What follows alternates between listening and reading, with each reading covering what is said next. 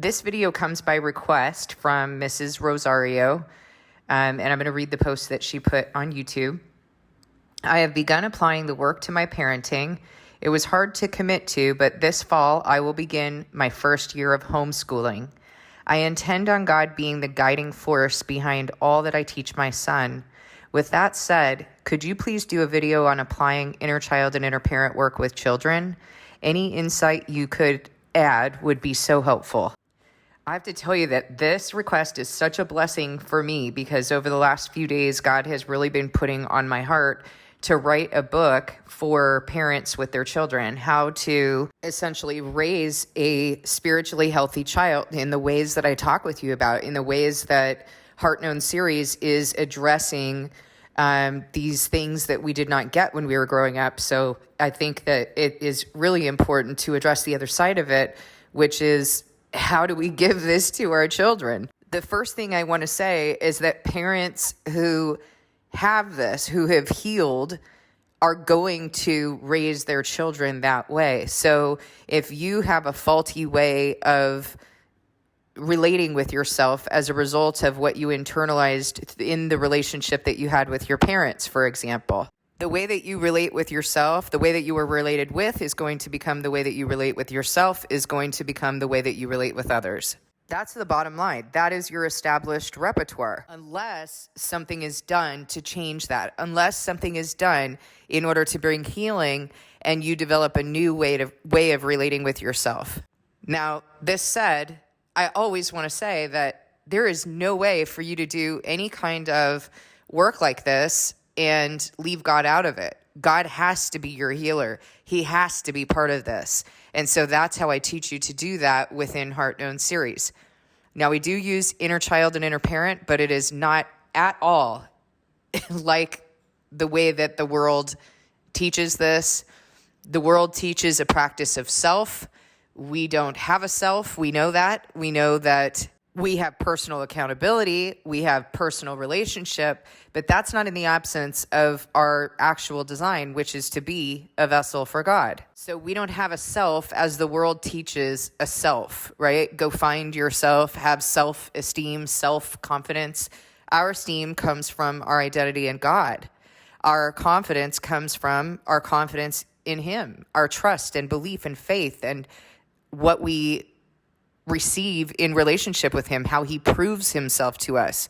There's nothing in and of ourselves to be confident about. So for those of you who are already doing Heart Known series, and I know there's several of you who listen to the channel who are already doing the book, what we're going to do in this activity is going to be very similar to what we do in the book, but it's sort of a flip side.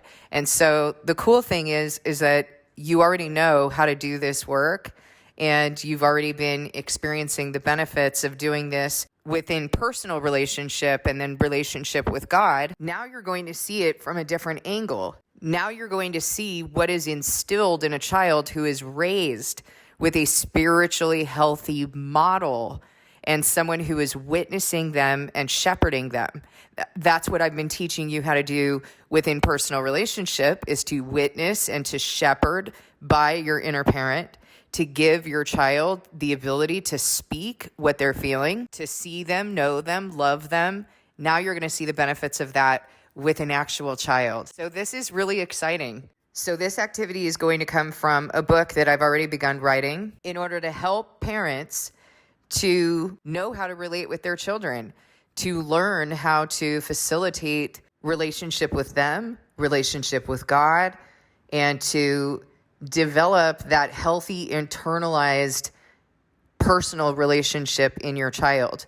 Now, remember that the way that develops is by the way that you're responding to them. So I'm going to teach you how to have a healthy relationship with them so that they can then develop a healthy way of relating in personal relationship, a healthy way of taking personal accountability for their feelings and doing the work that needs to be done so that we can bring ourselves to God correctly and actually receive Him. I also want to mention to you that as you are reading this story to your child, you might start to feel emotional. That is the point of these stories. When I've done these stories in workshops, everybody becomes emotional. But everyone experiences something different, and it brings up different memories for each person. That's part of the miracle of doing it this way. That's part of the method and what God is doing in each of his children. Don't try to hide your tears. Don't apologize for feeling emotional. Just go with it, because if you do that, if you start apologizing for feeling emotional, your child is going to learn that it's not okay to be emotional, that they have to apologize for the way that they feel. So remember, at any given moment, if you start to do something like apologize for your feelings, then it's okay for you to say, you know what? I shouldn't be apologizing for my feelings. It's good to feel feelings. Use that as an opportunity to teach your child. Use it as an opportunity to feel emotions with your child. That is really healthy. So observe your own process as well. Another thing that I want to say is that as you're going through these exercises, it may even be a good idea to do these exercises yourself first, so that you can see and understand the process that you go through, and that might help you to even come up with good questions for your child and to understand their process a little bit better. This story is called My Little Pumpkin. Rennie had a pumpkin that she tended day and night. It grew outside her window and was never far from sight. One morning when she went to check how much larger it had grown, she noticed it'd been eaten while she slept inside her home. Her heart dropped to her stomach, disappointed and confused. Why did God allow this? Did he not care about this news? She kicked the dirt and hung her head, her pumpkin chewed and tattered. For days and days she'd watched it grow, but now her joy was shattered. It's not fair. I had big plans to show that pumpkin round. I was so proud of what I'd grown, what's now a chewed up mound. For days she sulked, and every time she passed that pumpkin vine, her heart felt saddened by the sight. She wished to turn back time. Till finally she came to terms with what she had to do. And as she clipped it off the vine, God told her, slice it through. She cut the pumpkin open, and the moment that it split, she heard God say, he grew this plant, but there's more inside of it.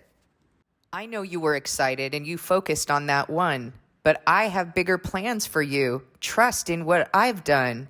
Focus on my long-term plan, these seeds that keep life going. And I'll keep sending rain and sun to keep your garden growing. And though she'll miss that pumpkin, there were more that God had planned, many little pumpkins on which God had placed his hand. The pumpkin she had watched and loved for such a little time was carrying more pumpkins in those seeds that would grow vines. And one day, all the sorrows and the losses we've sustained are going to be remembered, and we'll know they're not in vain. God has grown our pumpkins, and he also harvests in. Not a single pumpkin will be lost and not end up with him.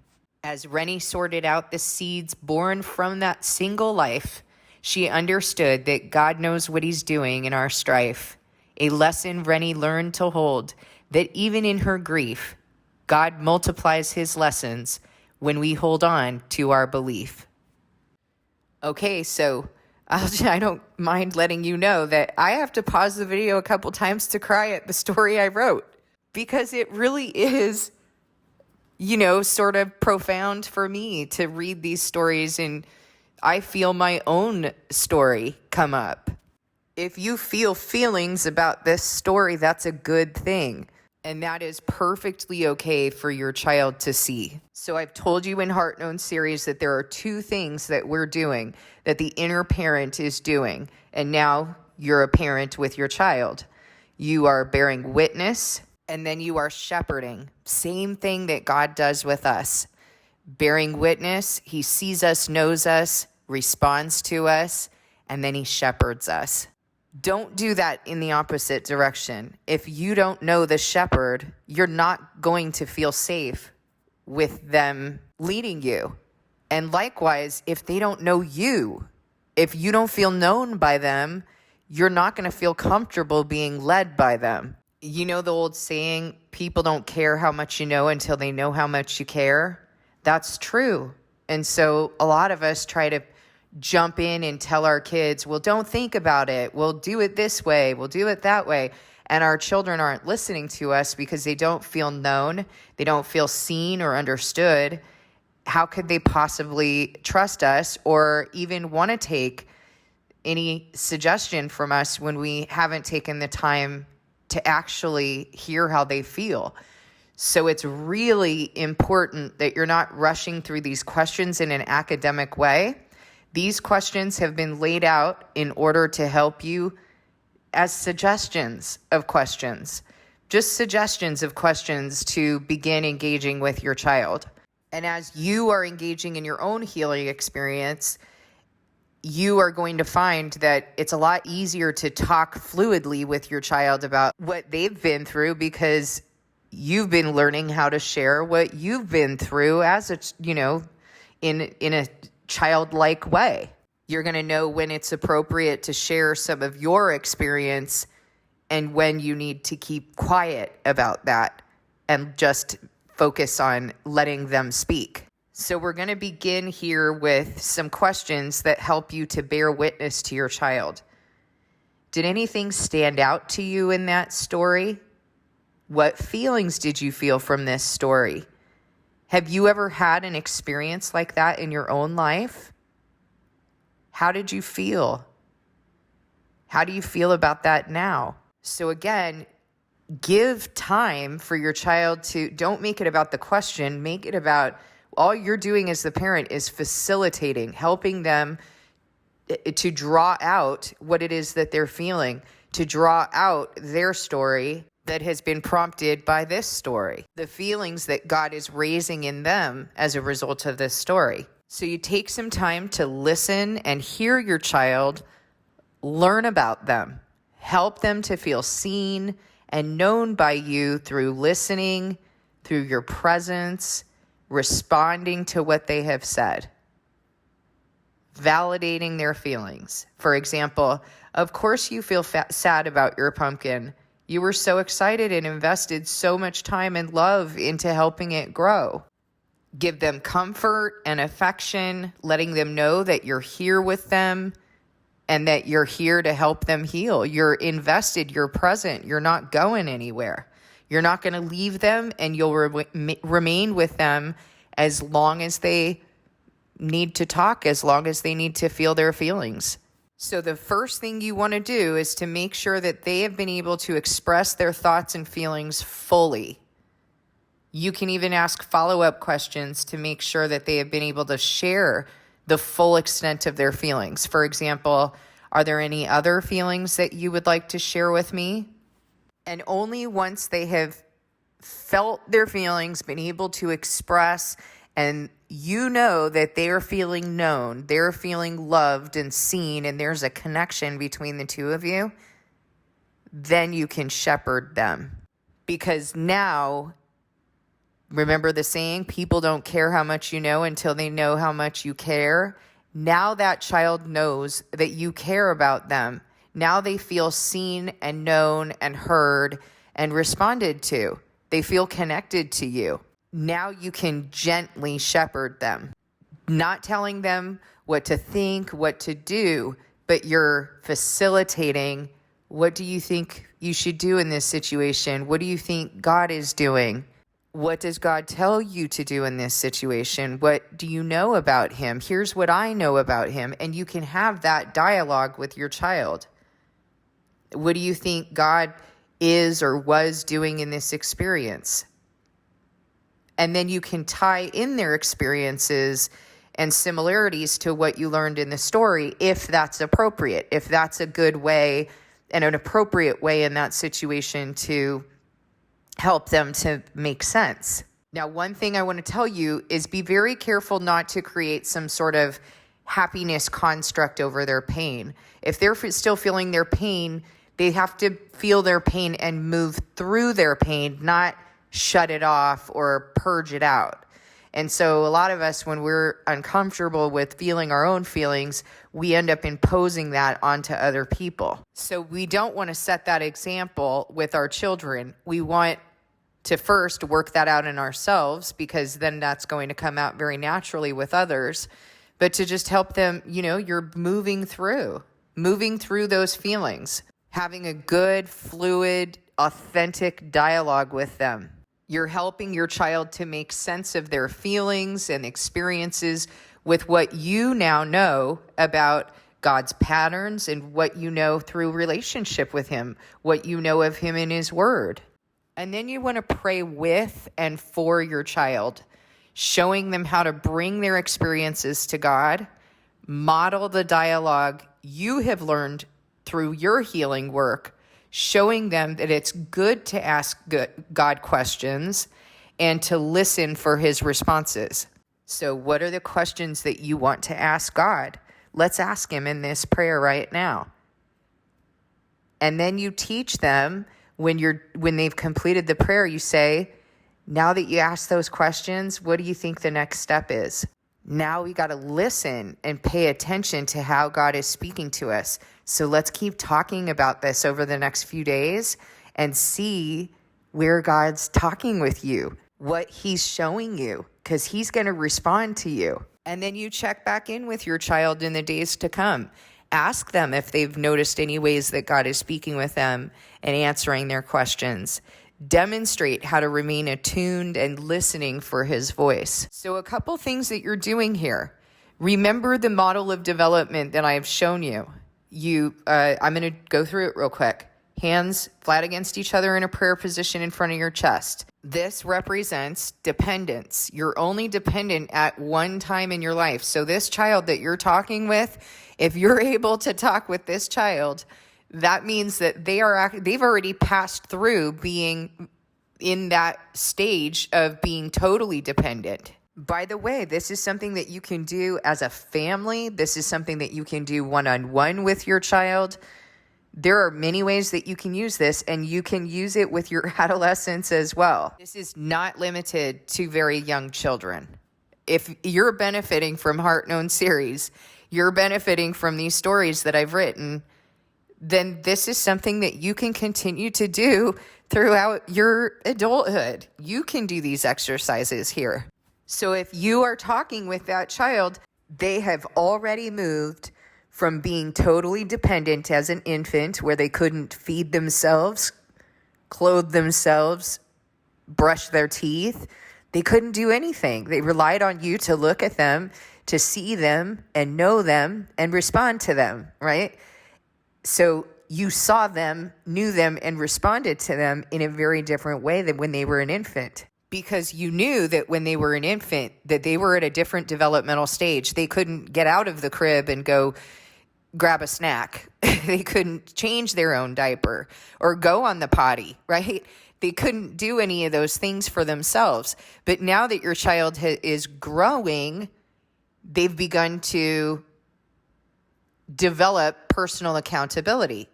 They've begun to be able to do certain things that a good parent is not going to step in and do for their child what they need to do for themselves, what God has deemed developmentally appropriate for them to do for themselves.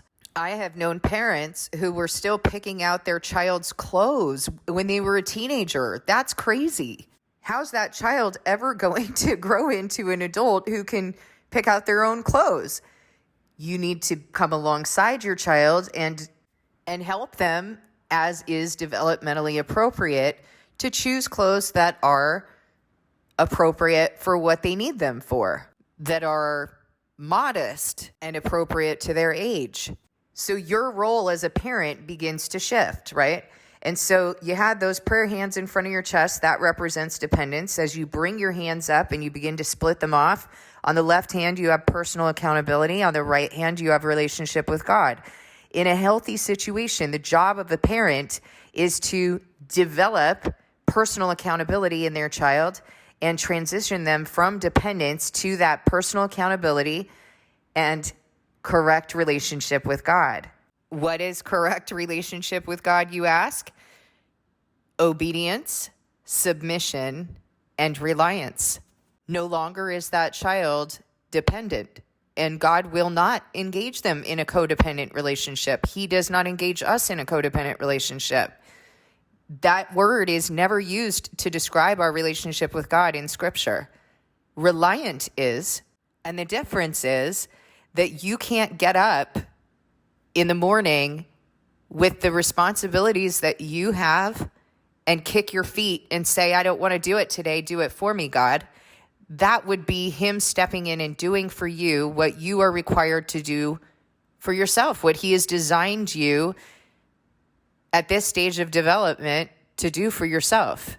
But you are indeed reliant on him. You are required to submit, and you are required to obey, and you're required to trust, to not engage in the work of your own hands. And trust in the work of your own hands. You're supposed to do what you are personally accountable for, and to trust that God is going to bless you for obedience and punish you for disobedience. So you have reasonable fear of the Lord and respect for your Father. Responsible, healthy, spiritual parents raise their children to understand that. And they raise them to understand that not just by telling them, but by living that out. By sorting through feelings and conflict resolution, or what is God doing in this situation? By doing this with your child, you are helping them to become a healthy, personally accountable human being. By not stepping in and playing God and doing what either they are supposed to do for themselves, or God, they're supposed to be relying on God for that particular thing. By not stepping into those roles, but facilitating and coming alongside them, not at them. It's a terrible strategy to parent at our children. You parent alongside them. You shepherd them like our good shepherd shepherds us. You shepherd them, and when they start coming off the path, you nudge them a little bit with that shepherd's rod. And if they start being disobedient, then you got to get a little firmer, and then a little firmer. That's how our Father parents us, by helping them to relate with their own feelings, and by responding to them. What you are building is a solid internal personal relationship, so that this child is going to be able to soothe themselves, to talk themselves through certain situations, to bring their flesh down, to be disciplined in their flesh, circumcised from the sinful flesh, to be living in the heart and spirit and okay living there, not embarrassed to live there and apologizing for their feelings. And now they're going to be able to actually communicate with God and receive him, rather than living in the flesh and trying to figure things out in their carnality. So you are teaching them how to live in their heart and spirit, how to feel feelings and relate with the design that God has given them without getting freaked out and compelled and desperate in their flesh. Because when we're living in our flesh, we start to pray things like, God, why are you doing this? Just fix this, change this. We start screaming spirits out. We start doing things in a very superficial way. But if our flesh is disciplined and we have a way of soothing ourselves into stillness and getting into the place that God has told us to get into, because he didn't say, bring yourself to me in your flesh and I'll do the work for you. He said, you are required to discipline your flesh. So there's some work that has to be done there. There is personal accountability that he requires of us before we come to him, because he will not respond to us if we come in our flesh. That is what you are teaching your child to do. That is what I'm teaching you. Part of what I'm teaching you in Heart Known series. The added layer of complexity for adults doing Heart Known series and doing this work, if you've already had wounds and things like that, you've lived a longer life than this child, right? And so you have a layer of complexity because there's already wounds there that can be a little confusing for an adult who's still experiencing childhood wounds. So you are really sparing your child from that. It's not that they're not going to have wounds. They're going to know how to deal with them. They're going to know how to have a relationship within themselves that enables them to not go through the hardship and the separation from God that many of us have had to go through as adults or into our adulthood. I hope this has helped you to understand a little bit more about the phenomenon of the work that I do with people, the work that I teach, why this stands, how and why it stands on Scripture, how and why it's intended to bring you into a healthy and continuous relationship with God, where you don't have to keep bouncing back into the flesh and, back into the heart and spirit and go through this exhausting push and pull. If you have any questions, please feel free to ask in the comments section. If you have any comments about this, is this helpful to you? Is this a book that you would benefit from? Is it something that you would like to be able to do with your child? And hopefully it's helped you to understand the work in Heart Known series if you're not familiar with it, if you haven't experienced it yet. Thank you so much for listening. God bless you, and I'll see you in the next video.